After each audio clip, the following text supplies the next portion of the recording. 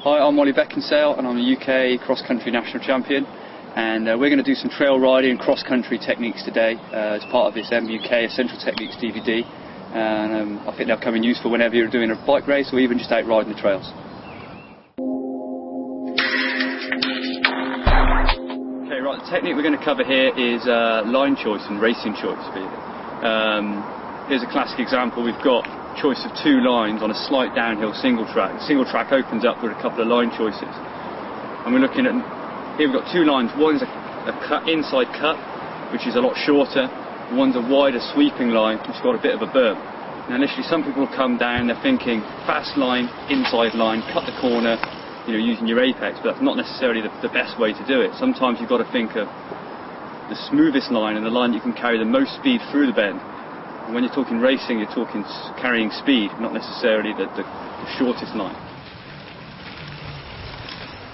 Okay, first we're going to look on the inside line. Now this is a flat turn, a little bit rough, but that's not too much of a problem.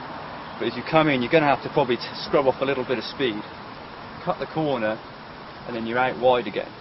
Okay, so you're using your apex of the turn.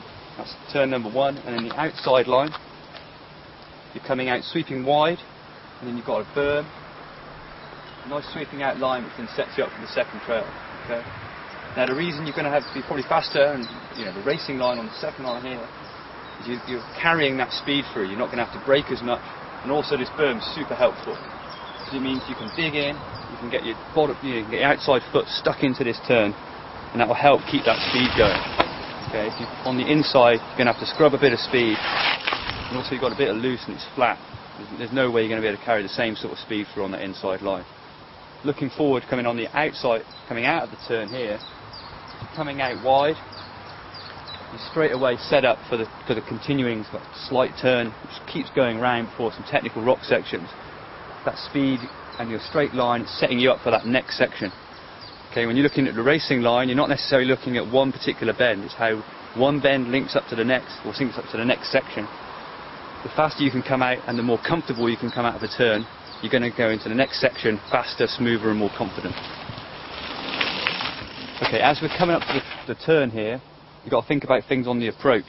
Okay, you need to set yourself up, it's like any corner, you need to set yourself up before the bend. Okay, there's no point in getting into the bend and then suddenly decide to make changes to your speed or your line, basically.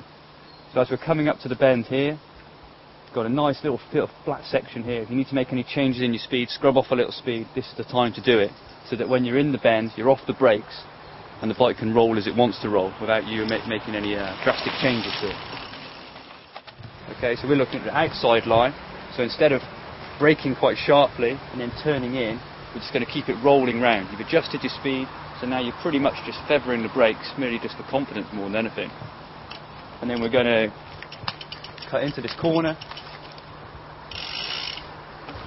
Okay, outside foot down, getting in putting that weight on the outside of the bike, kind of simple berm riding really, and then following that berm round. Okay, slightly out of the seat, at attack position, with your weight on the outside of the bike, off the brakes, because you've done all your braking before. Okay, and then we're just going to follow that one round, all the way round, weight keeping on the outside, it's really taking advantage of that berm, and then literally you're going to roll straight out.